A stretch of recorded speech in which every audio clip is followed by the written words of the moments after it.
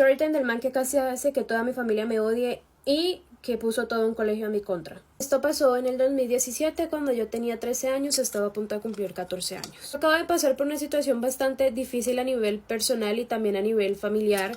Y bueno, fueron realmente dos cosas muy difíciles por las que pasé y cometí un error buscando refugio en una persona en la que no debía buscar refugio.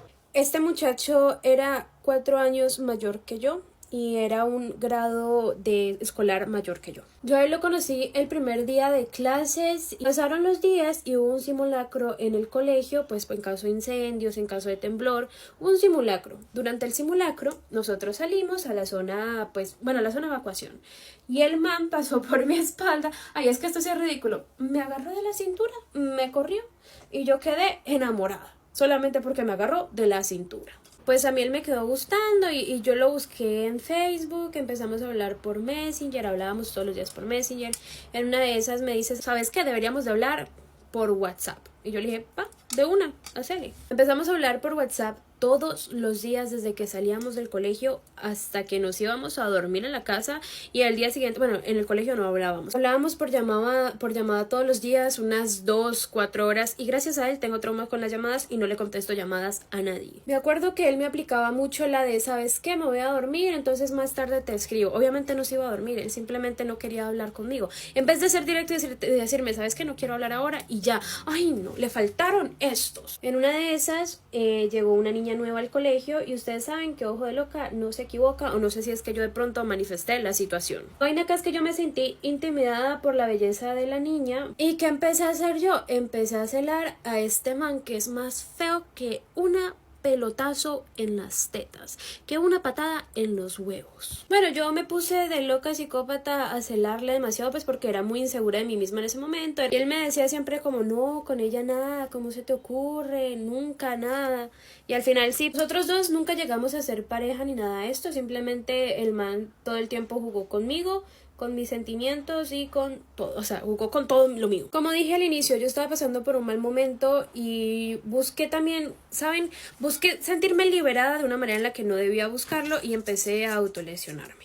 Este man se burlaba mucho de eso y no solamente se burlaba de eso, sino que siempre que me veía como las marcas, lo que hacía era pegarme, o sea, me daba manotazos en el lugar donde yo tenía las marcas. ¿Qué hacía el colegio? El colegio quería mandarme al psicólogo, pero no tenían un psicólogo, entonces le decía a mi tío como, mándale a un psicólogo, y el psicólogo del colegio ¿dónde está? No, mándale a un psicólogo. Bueno, era una vaina ahí toda maluca. Ahí todos los profesores también empezaron a darse cuenta de pues mi situación emocional y uno de los profesores, profesor, si estás viendo esto, espero y te vaya muy mal en tu vida, honestamente espero y tengas que pasar por un momento tan difícil como el que yo pasé sola. Este profesor todo el puto tiempo me decía como, tienes que controlar tus emociones. ¿Cómo controlo mis emociones? No me decía cómo controlar mis emociones. Tenía 13 años en el momento, inestable, sin un soporte emocional. O sea, no estabas haciendo nada. En vez de ayudar, estabas perjudicándome más. Este man era una persona egocéntrica, narcisista y manipulador. Siempre me manipulaba, siempre, o sea, siempre me manipulaba y si no hacía lo que él quería, siempre era con la excusa de, te lesionaste de nuevo, o sea, me pegaba. El man empezó a portarse demasiado raro conmigo y yo ahí empecé a sospechar, como digo, ojo de loca nunca se equivoca, que él estaba hablando con alguien más. Y en efecto, no me acuerdo cómo me di cuenta que este adefesio estaba hablando con la nena que les dije que me causaba inseguridad. Empezó a hablar con ella con intenciones de entablar una relación, mientras conmigo hablaba solamente con la intención de jugar y aprovecharse conmigo. Yo le hice saber a él que yo ya sabía que él estaba hablando con esta nena pues estaba hablando con ella para meterse en una relación. Yo se lo hice saber. Empezó a hacer el man ahí. El man empezó a decirme, si nos acostamos, yo dejo de hablarle con ella y entro en una relación contigo. Al inicio claramente yo me negué a todo, siempre era como no, ¿cómo se te ocurre? No. Pero ¿saben qué? Al final terminó convenciéndome. Y a este punto entra otro personaje a la historia. A este personaje le vamos a poner Juliana. No voy a decir su nombre real. Yo decía mucho que Juliana era mi mejor amiga y la verdad yo hablaba con ella todo el tiempo. Yo tenía una bonita relación con Juliana. Pero Juliana era una hipócrita que siempre quería estar del lado de este adefesio solamente porque a Juliana le gustaba el mejor amigo de este adefesio. Ese día yo invité a Juliana y al adefesio a venir a mi casa a pasar una tarde así de amigos, chévere, simplemente con la intención de pues pasar una tarde de amigos y yo quería estar con él, simplemente estar con él. La familia de Juliana era muy estricta, pero honestamente no creo que estricta hasta el punto de simplemente dejarla estar 20 minutos en un lugar. Juliana llegó, él llegó a los 10 minutos, yo estaba sola ese día en mi casa, y a los 10 minutos de que la defecio llegó, ella se fue. No sé qué pasó, creo que la abuela la llamó o ella llamó a la abuela, no recuerdo qué pasó ahí, pero se fue. Yo me quedé sola con el adefesio en mi casa y lo invité pues a pasar a mi casa. Era muy ingenua y para ese momento yo ya había cumplido los 14 años. Apenas los había cumplido hacía 15 días antes de lo que pasó. El caso es que nos quedamos solos los dos en mi casa y el man empezó a proponer como, ve y si vemos Netflix, y yo, de una, chévere. Honestamente yo pensaba que sí íbamos a ver Netflix y que simplemente íbamos a ver una película. El man empezó a poner cosas realmente obscenas en Netflix. No sé, no recuerdo cómo se llama eso, pero realmente era algo horrible de ver. El man de nuevo empezó con su manipulación de, ay, si lo hacemos, te juro que la dejo y me meto contigo en una relación. Honestamente yo todo el tiempo le decía como, no, pero es que no quiero, es que no estoy lista, yo de verdad no quiero. El man empezó con su manipulación de nuevo, o sea, era una cuestión horrible. Al final pues yo terminé accediendo, recuerden tenía 14 años. Pero al final de todo, después de que todo esto pasó, yo quería validación de alguien, quería sentir la confianza de alguien y se supone y esta peladita Juliana era mi mejor amiga.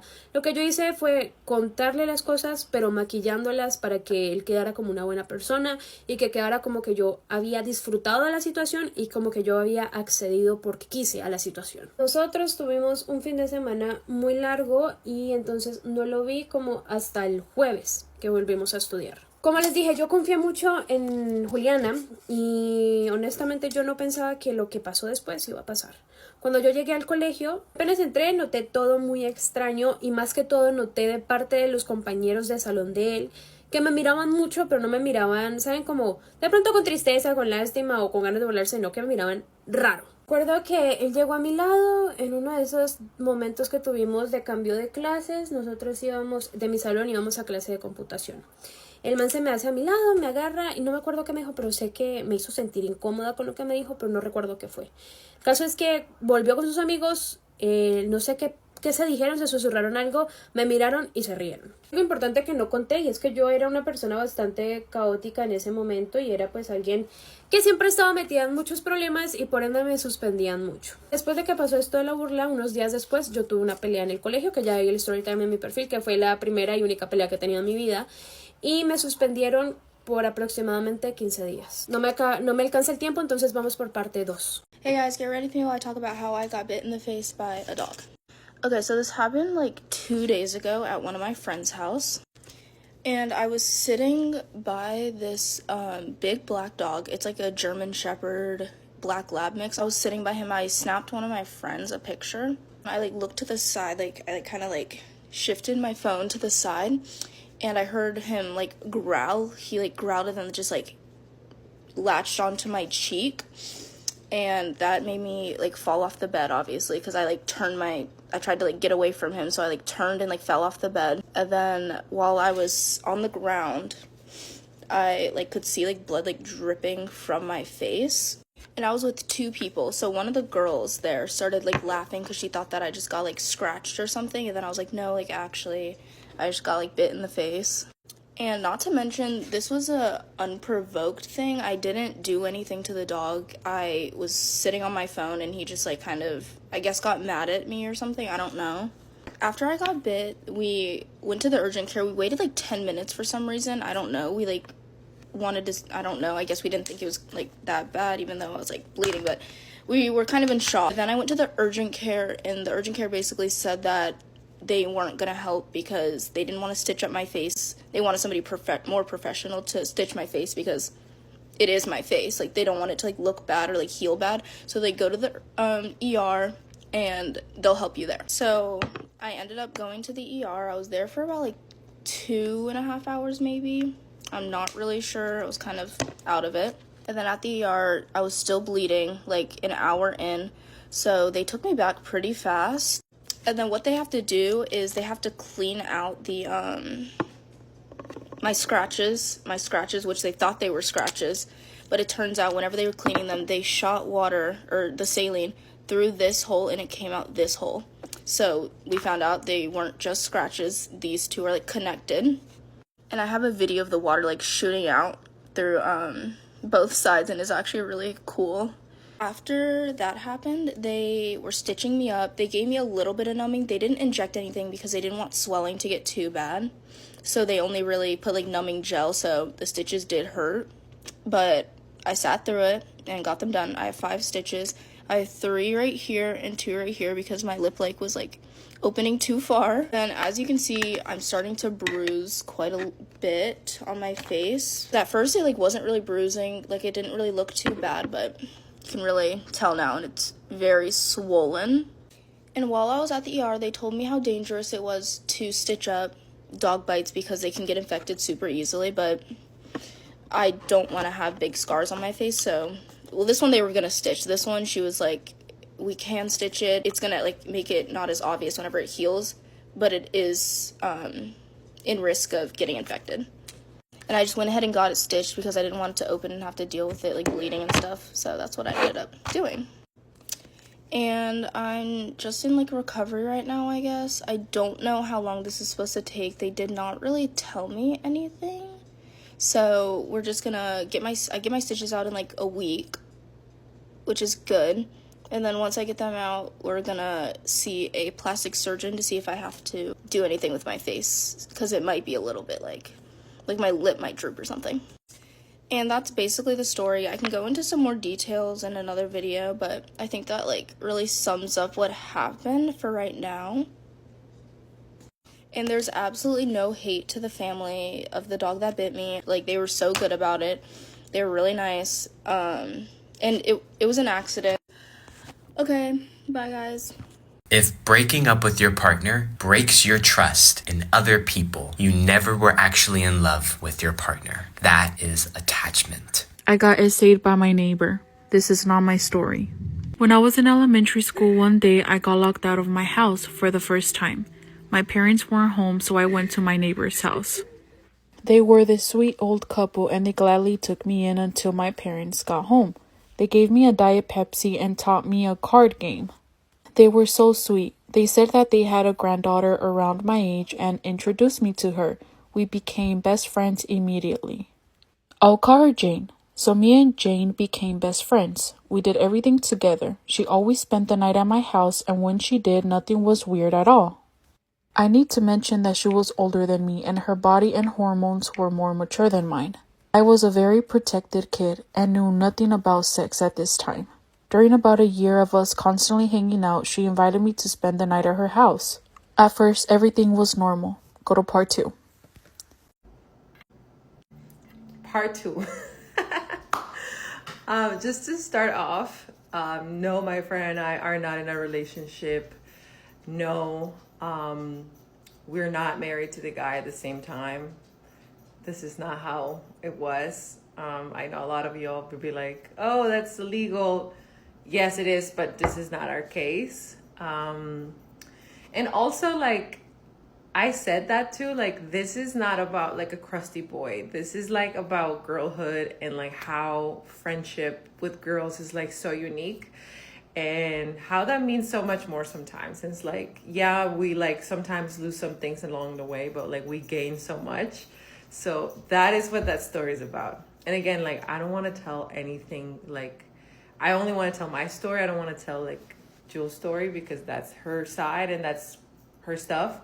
I can only tell you mine and like my story, and I have tons of stories, so many, but I can tell you this one for now.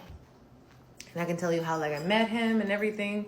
So we met in college and we went to school together. We're both from the same country. We're from Colombia.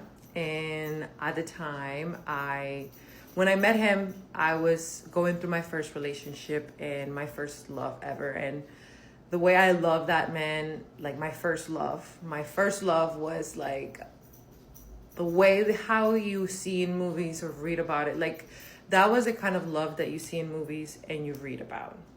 My first love. It was something out of like this world. And unfortunately, I lost him.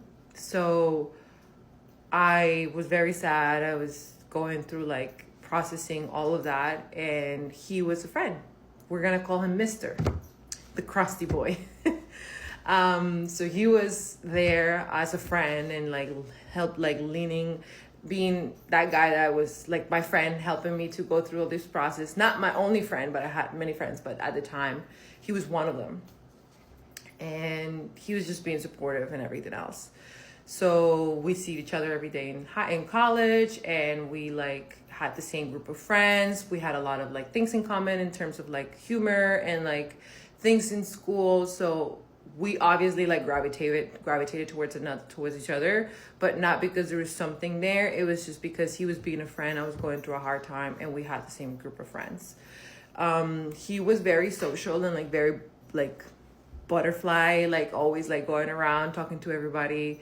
So he always like made sure that his house was packed with friends, like outside of school and from school. And every single time he'll like invite me over, and again, like nothing with the pretext of like more than just a friendship, because he knew I was going through a hard time. He knew like I only had eyes for that guy that I was not longer with, and I was completely like devastated and just going through a really hard time. Funny story, like I talked to my first love, my first boyfriend ever, like last year, and he ended up to be married. So many marriages, but anyways, long story, and that's another story. But yeah, so when he invited me over to these things and hangouts, I was always happy because I was like, oh my God, like I'm not thinking about the sad stuff, right? And then I also met his girlfriend at the time, who was so sweet. She was so sweet. And as things progressed, I also like our friendship progressed. I also noticed that he was very flirty with other women, and that was like one of the red flags. No one tells you about like, oh, date your friend. That is like, no, we're gonna get to that. Hold on. Because he was very flirty. So I was like, I don't fuck with these really. So as our friendship like progressed, I was like, wait, but like, I don't really like the fact that he's like flirting with other girls that I see in college, and he has a full-on blown girlfriend. Like I felt very uncomfortable, and I tried to like not pay too much attention, just like kept it as a friend, because I was like, if it's not happening with me, it's all good. Then I noticed that he started doing that with me, and I was like, hold on a minute, this is weird. None of our friends like find out or anything like that, because I never talked out loud about it. But then eventually he like told me like, oh, we're broken up. Like I'm going through a hard patch.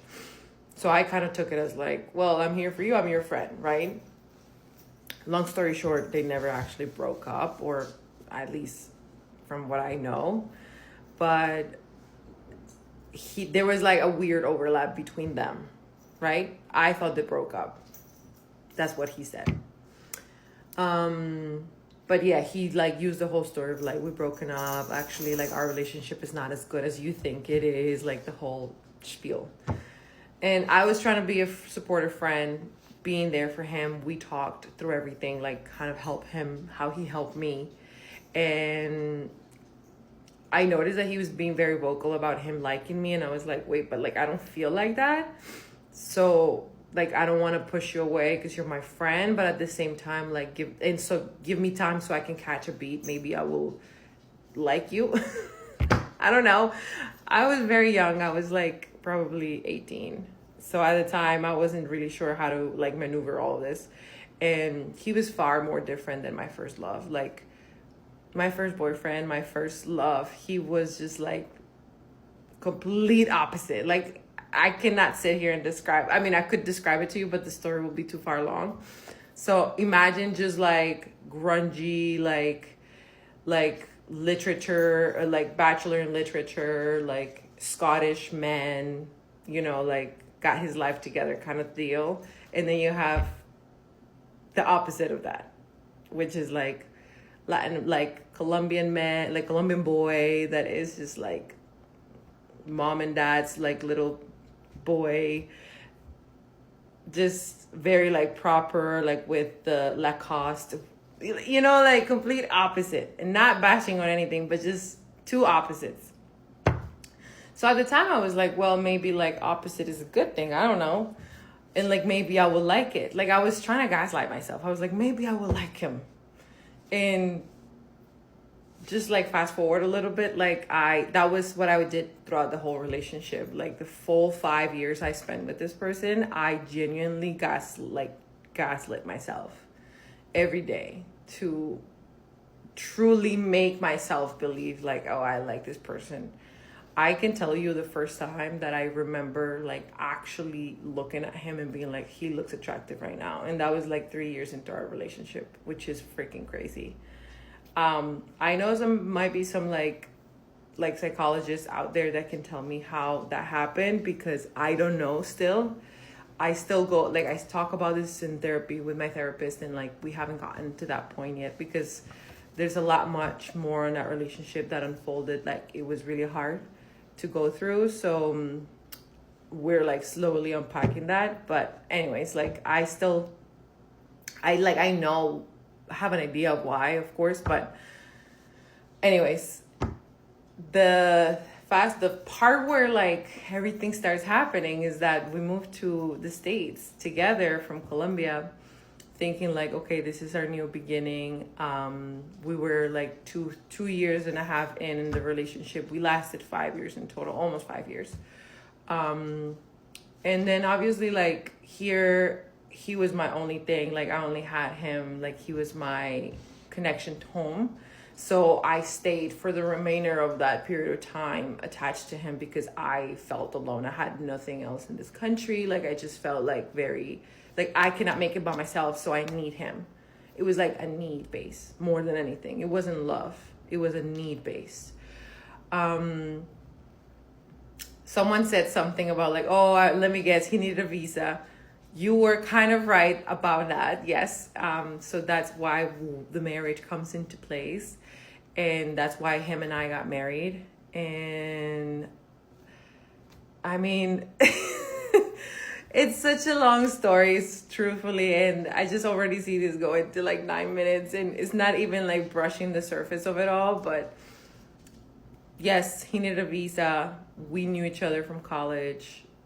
Things like escalated from a friendship to a relationship of 5 years, where there was a dance between needing each other for other than like the relationship. Like we had more of a friendship relation. Like it was more like friends that lived together and had some sort of like sprinkle of like romantic relationship.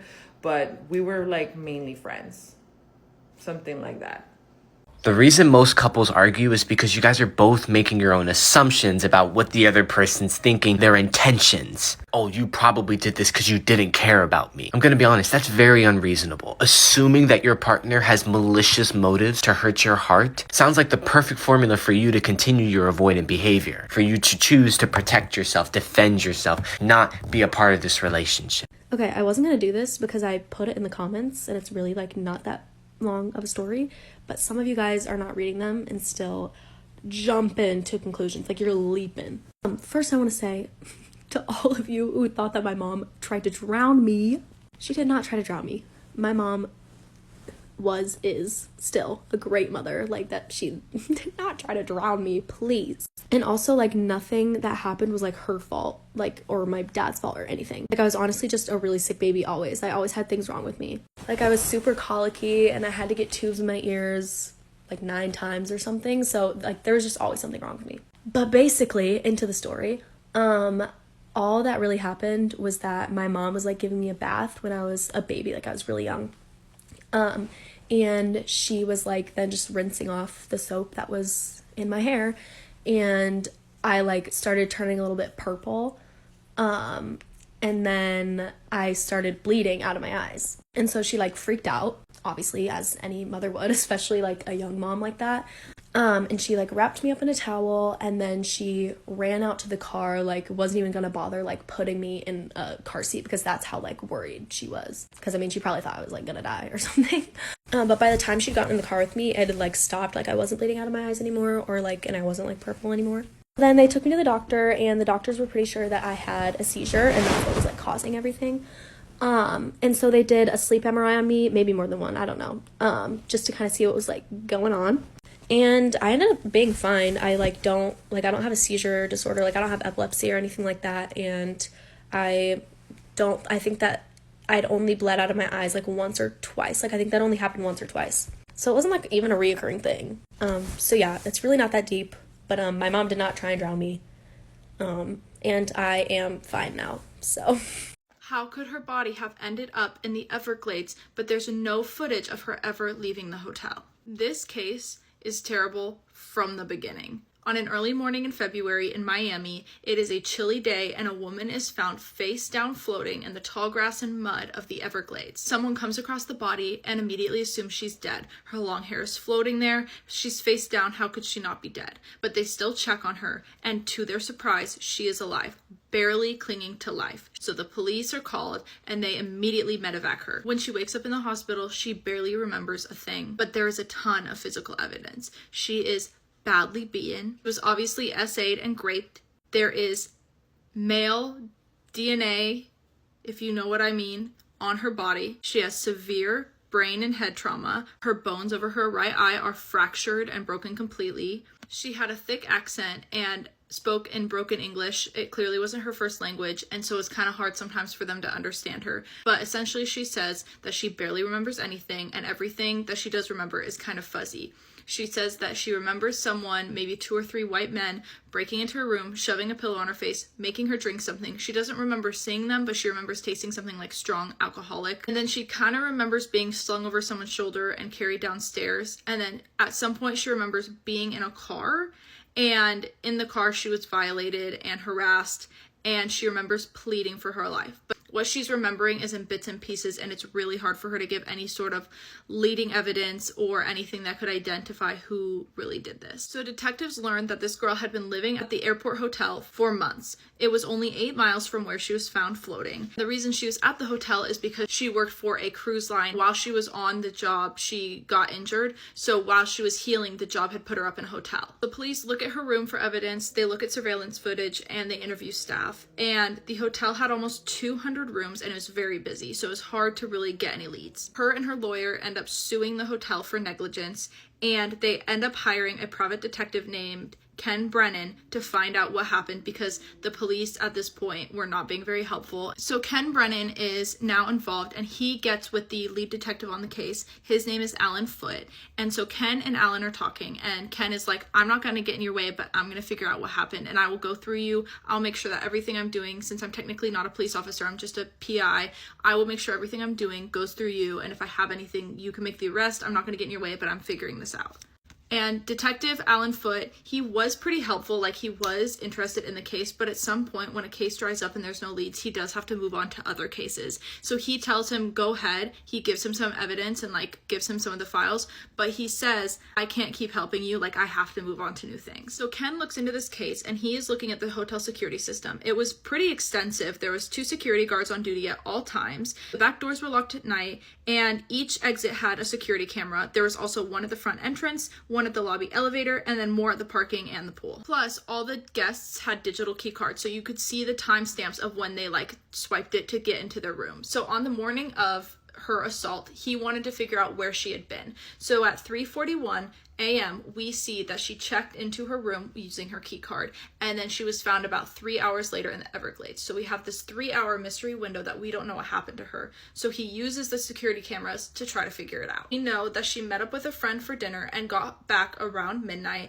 and then between the hours of midnight and 3, she was doing some stuff. And then at about 3 a.m., she left the hotel. We see it on the security footage, walked across the street to a gas station to get a phone card so that she could call her mom in Ukraine.